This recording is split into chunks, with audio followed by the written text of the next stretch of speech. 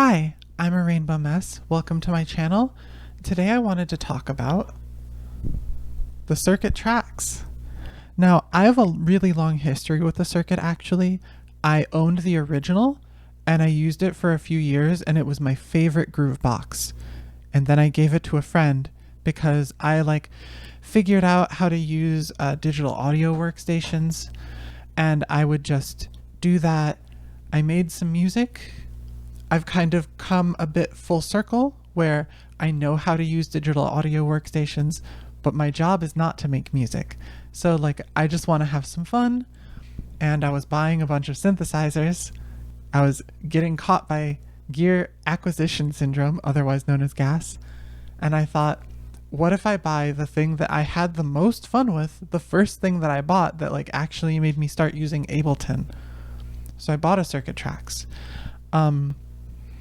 I have this whole video written out that just goes over all of my problems with the circuit tracks and happy things, but it's really long and I've gotten this, I've tried to record this video 4 or 5 times and I keep screwing it up. So I'd rather just wander around basically with the things. So here's the thing with the circuit tracks. This is my TLDR. I'm saying it now. So if you don't want to watch me fiddle around with this for another 40 minutes or whatever, you can leave after this is done. But it's good, but it also sucks ass.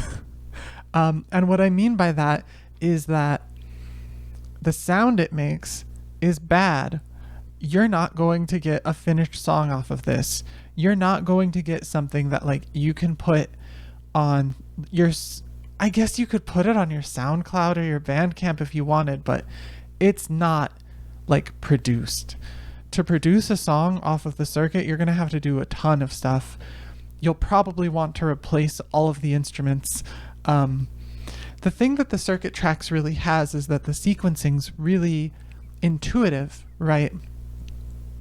And if the sequencing was intuitive and also the synths weren't terrible, it would be a match made in heaven, right? But the synths are they're virtual analog synths that were dated in 2014 and now it's 2023. So yeah, you think about that for a second. So in using the circuit tracks, right, because I bought it so I could try it out, I actually also got the circuit rhythm. And the circuit rhythm is an interesting way of kind of short-circuiting a lot of the problems that the circuit line has, because it doesn't have synths, it has samples, right? Your sample isn't going to sound fully like crap, you'd think. It sort of does, and it sort of doesn't. The circuit rhythm sounds okay, it's not in stereo. It doesn't sound as good as an SP404 or a Digitact. I think a lot of the problem that both of the circuit twins have is that their effects are bad and the way you add them is also bad. So it's just not very fun to add effects and actually get a track into a finished state beyond oh, this sounds cool. I have a pattern, I guess. There's also a problem that the circuit tracks has that I need to talk about, and this is tracks and rhythm. They added a master compressor to the circuit tracks and the circuit rhythm because for some reason Novation hates it when you're able to actually hear the full range of what these boxes can make, maybe because they think that the boxes suck. So in my opinion, you should turn that off because it makes all of your sound incredibly squished. And the annoying thing is a compressor would be really nice to have on this device. I have a similar device to the circuit rhythm actually. I have the Liven Lo-Fi 12 that I just got recently. And it's less usable for longer tracks because the circuit, the way that you set up patterns and then you can have your scenes and you can combine all the scenes is really nice. But it's just so much more fun because you can play chords and you can put effects onto individual tracks, and they're like usable effects, which is not something the circuit really has. You can just like plop a compressor on your track, and then you can change the value of the compressor, which, like, I think that's a new one to Novation. I don't understand. Like, it's just weird. The thing about the circuit tracks also is it's basically, to me, the same as the original circuit.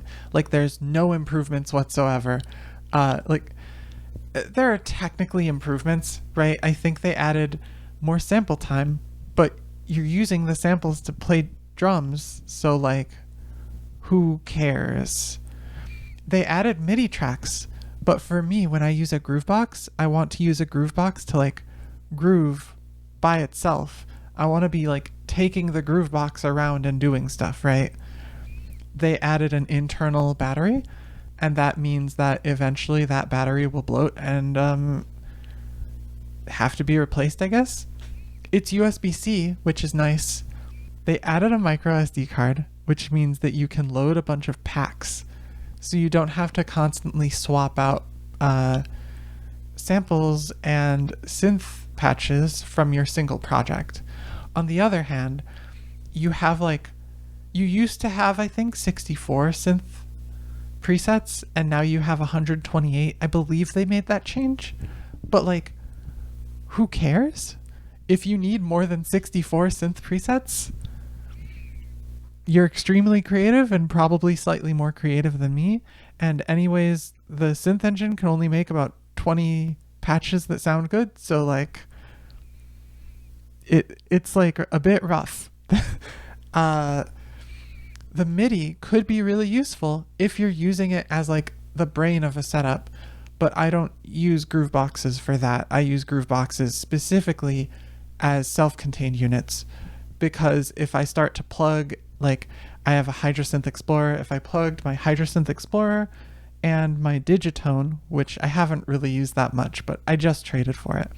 If I plug both of those into the circuit tracks, it's cool. It'll make, like, good sounds, right? But I just have to hook up 3 more things, and then I hook up those things into my mixer to actually hear it. And I can't just, like, wander around and sit on the couch and work on a song. And that's the whole point of a groovebox, in my opinion. So it's a bit pointless. I really wish that they improved the synth engine, but they didn't. Again, though, it's still a lot of fun.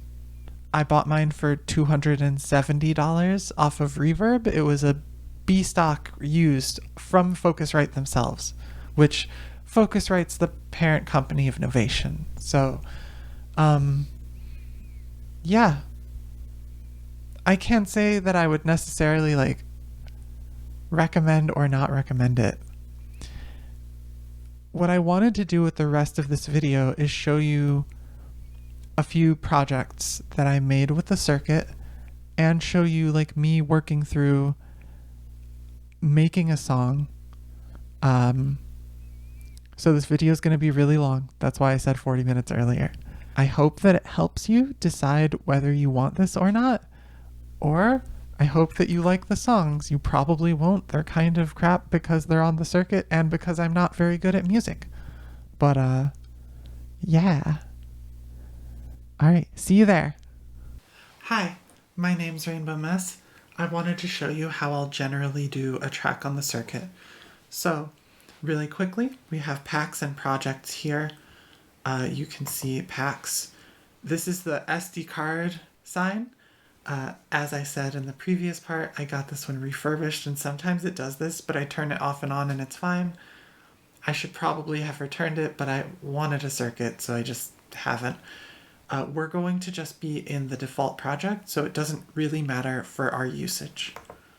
So here's all the projects. In the default one, these top 16 are, like, the default that ship with the unit. I've obviously made 7. These 7 lit pads here. So we're gonna make an eighth. So we don't need to go there anymore. What I usually like to do first is figure out the tempo that I want to go on. So here's a tempo thing. You can select the tempo if you click this. I think this knob. Yeah, so obviously up and down. You can also press shift. And there, we're back at patterns. But you can do the click track, so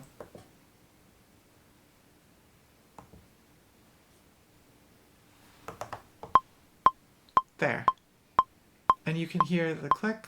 So if you're really bad at hitting things in on the beat, but you want to like actually finger drum your stuff in, this is how you'll do it.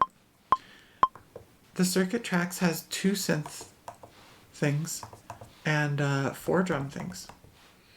And you don't see them when you're in patterns here. You have to go to note. You have to go to not shift. I think that's it. There you go. So I usually want to put the drums down first. And usually I'll use drum 1 for like my snare and kick. Drum 2 is my hi-hat because I really like hi-hats. Drum 3 is like any random samples I want to put in. And drum 4 I usually keep empty. The other thing that I do here is that I try to make sure the top row here, all of these are empty. And that's because if you want to do a build, it's really nice to have the ability to like take parts away.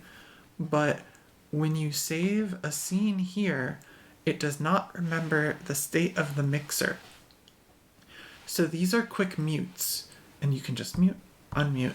And these are like you can turn a part down, turn a part up. And they both work at the same time. So you can turn this down and then turn this down. But this doesn't really matter when it's off, obviously. Or if this is on, you can...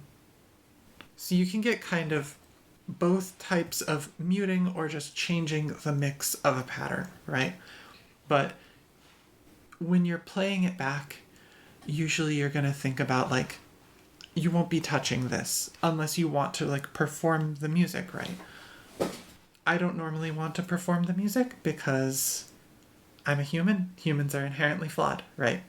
So let's just go through and change our pattern of the drum. I think 110 is a little slow for me. Sorry, a little fast. Yeah, let's do 104.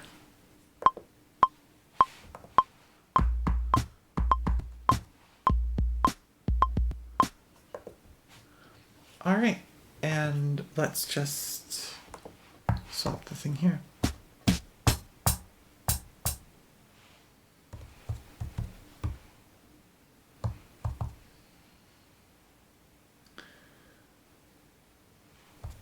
I think that's what I want.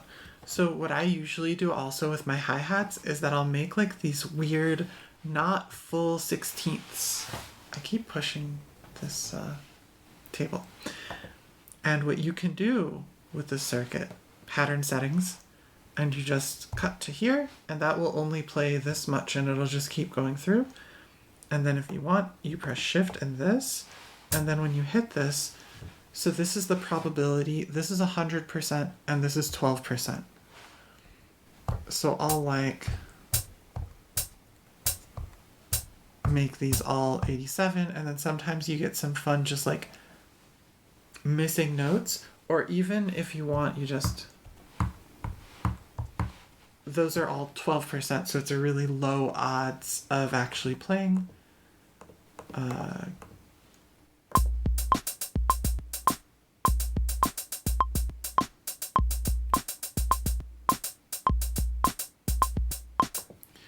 Right? So you get this like continual interest.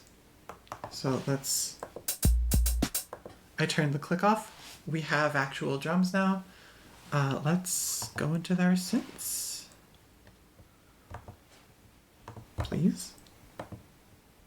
We are again in the shift pattern. Okay. I want.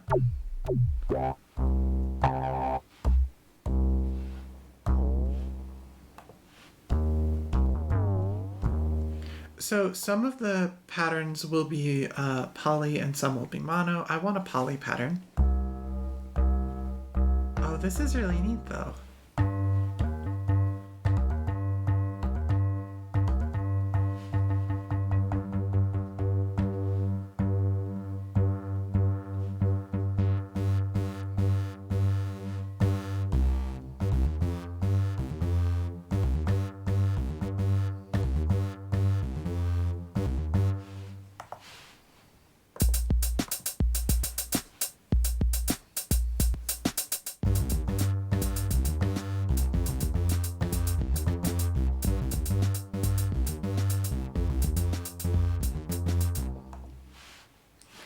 All right, let's find a good actual poly thing. I don't.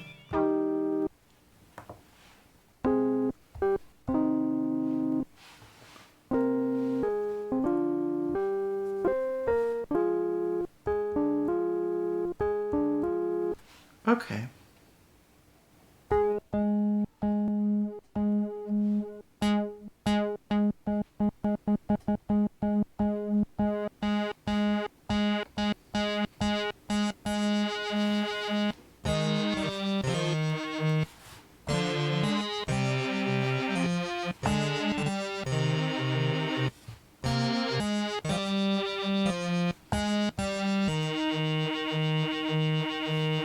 I think I want.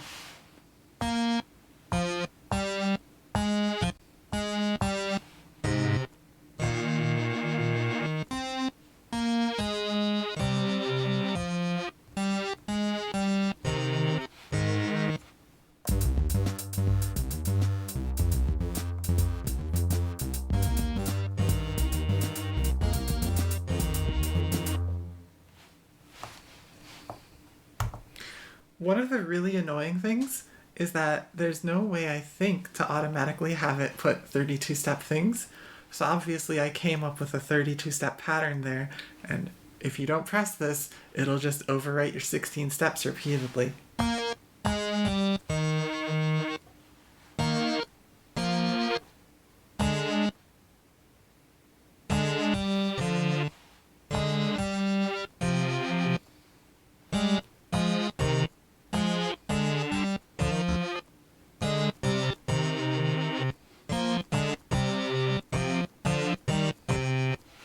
That's so bad, but whatever. Gotta have a loop.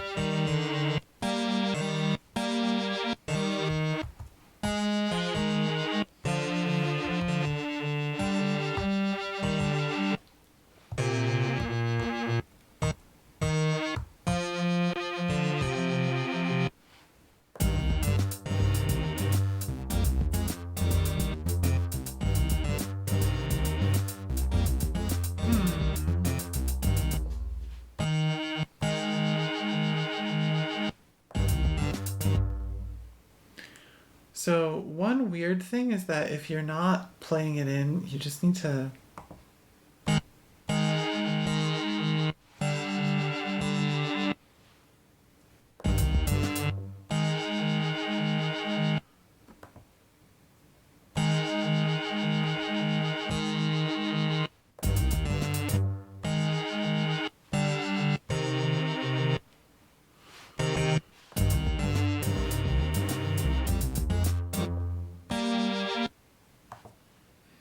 If you're playing it in and then not playing it in, sometimes it does this, and I'm not totally sure how to fix it. Where you have like, so this and that, right?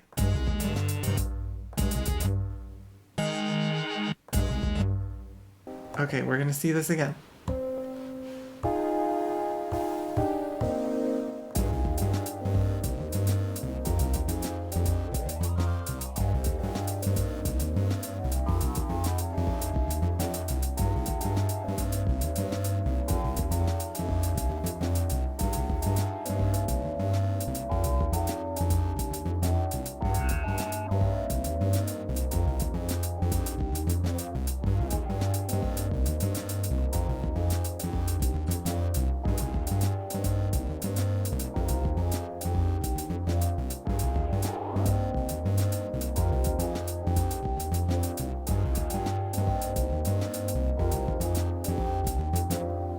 So that's something. Oh, I forgot my, the thing that I said to do, where you keep the top bit clear. Sometimes you don't remember to do that, but you know, that's the way it goes. I actually don't know offhand, like, how to copy between things. I assume it's like, but I don't actually know. Alright, so let's say our first pattern is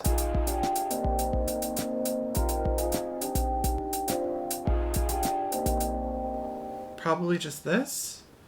So we'll save that. That's pattern 1. And then we want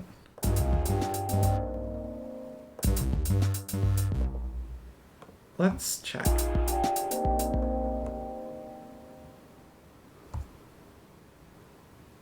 Yeah, I think we want that instead.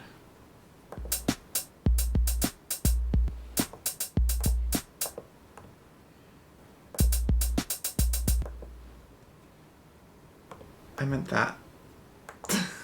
Okay, because you want it to go 2 beats and you want it to not have synth 2. And then we'll just have this going 1. Boop. And we'll then do that. Boop. And then let's say we want a little come down. Boop. And just take everything out except for this one synth. So there you go, that's 5. And then if you do that, let's listen to the song that we have.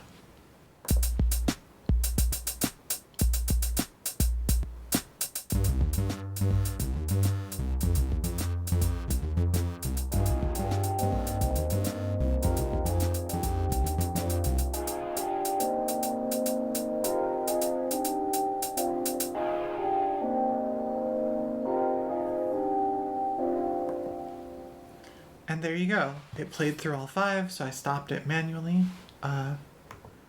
Yeah, that's in a new one, so I'll just save that there. And now it's saved. And when you go back to it, this will all still be here. You can go to individual clips by just your clip. And then if you go into pattern, sometimes you pattern lock accidentally. If you click this, yeah, that one's all flat. So if you go there, and there, my pattern is selected. That's what I wanted to show. Yeah, the one thing that I showed that I didn't really talk about was the FX, which, so basically you have 16 reverb slots and 8 delay slots here. And these are presets you have to set up in components. And when you click one of these, you can see the things on the knobs here change. And this changes how much is being fed to each lane. So obviously I put a bunch of reverb on synth 2. I don't think I have delay on anything. And the delay and reverb are barely passable. Yep, I don't really have very much else to say about that one. Uh, I usually forget they exist because when I turn them on, I go, ugh, and then I just don't use them. This FX button actually turns on effects in the synth patch itself. So, like, there are additional effects you can put in the synth engine, like a chorus, stuff like that. They're also pretty bad, but since the whole synth engine is bad, they like kind of blend in and it's fine.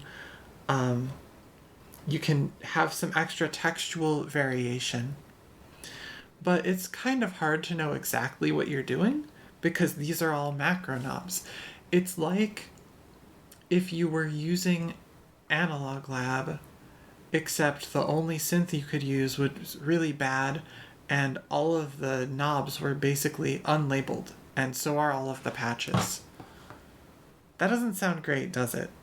Well, so it goes. A few other things I didn't show. You have scales here, so you can actually select the scale that you play in note. You can expand this note to a full thing. So this is actually 4 octaves, which is, I think, is pretty cool. It's 2 octaves if you have all the notes. Right. Yeah, you can change gate. The micro step thing here is if you are in a thing here. So these 6 are, they control which part of the beat this hits on. So the thing about the circuit tracks is everything is exactly on the grid, but the grid is not as gritty as it looks because it's actually 16 by 6 or 32 by 6, right? So you can have something like 1/192nd in a place. Yeah, I think that that's all I wanted to show on like how exactly to walk through setting up a track. Obviously it was pretty fast. I had a few issues, but like overall, not terrible. There's a filter here. I don't understand why. You have the duplicate and mutate buttons here, which I could have used to copy the patterns over. But I forgot that duplicate was a word. So if I wanted, I could just burp, burp, right? And then...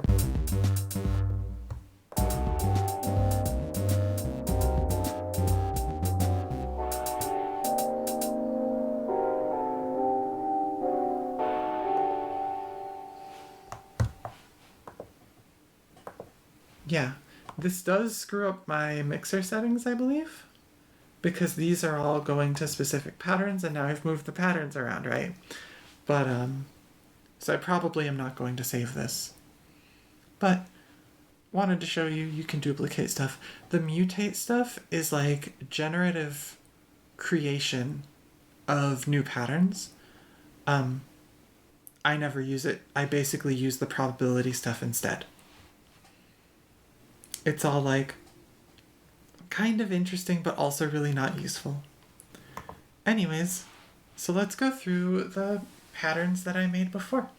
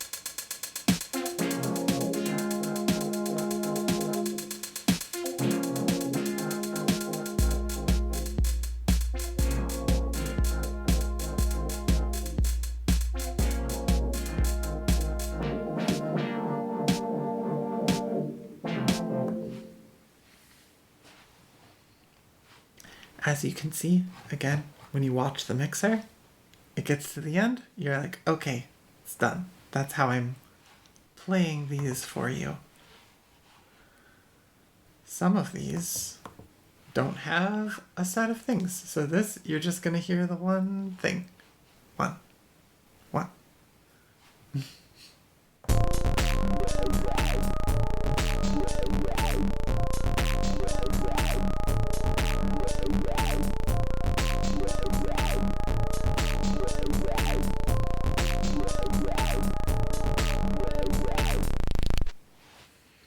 One of the cool things about the samples here is I think the FX here is a distortion. The distortions, it's just nice to have a distortion, and it's kind of hard to mess it up, so it's neat to be able to make your samples really rough if you want. That's like something that's good to have when you're doing drums with samples, which obviously you are on this. Number 3.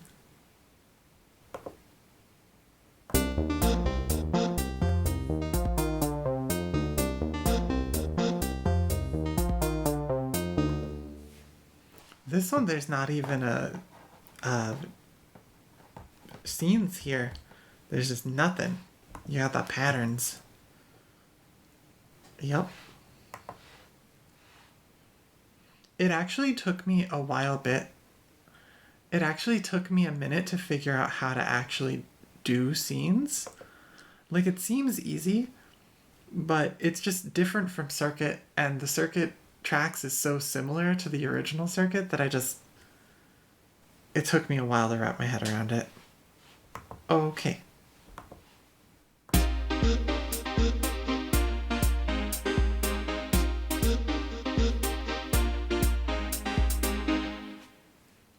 Sort of similar to the last pattern. Boop.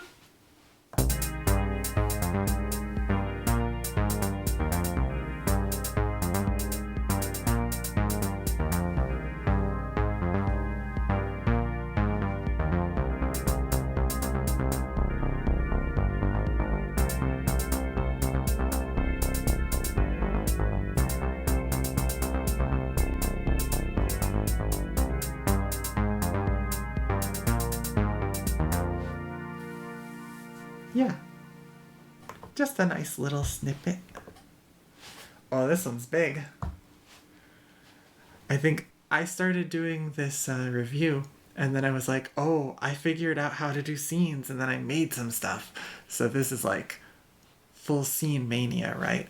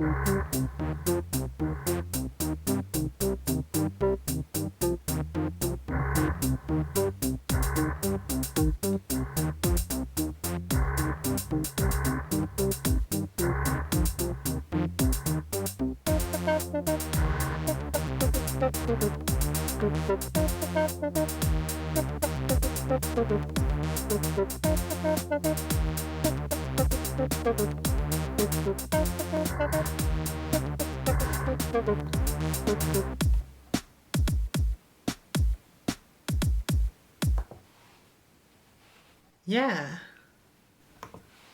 All right, one more. I actually made this in the first time I tried to record earlier today, actually.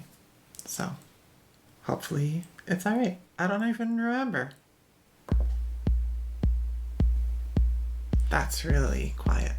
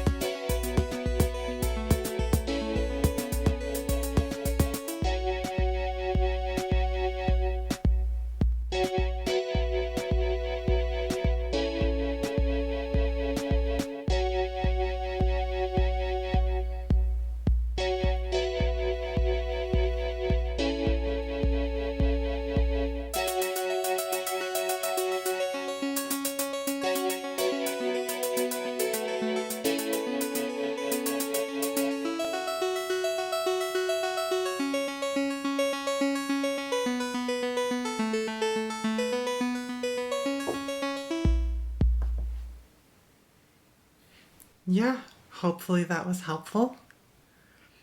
I hope you all have a wonderful day. That's it. Goodbye. Goodbye. Please close the video. I don't have anything else to say. Bye. I think that my next video is going to be political commentary. So, sorry. Bye.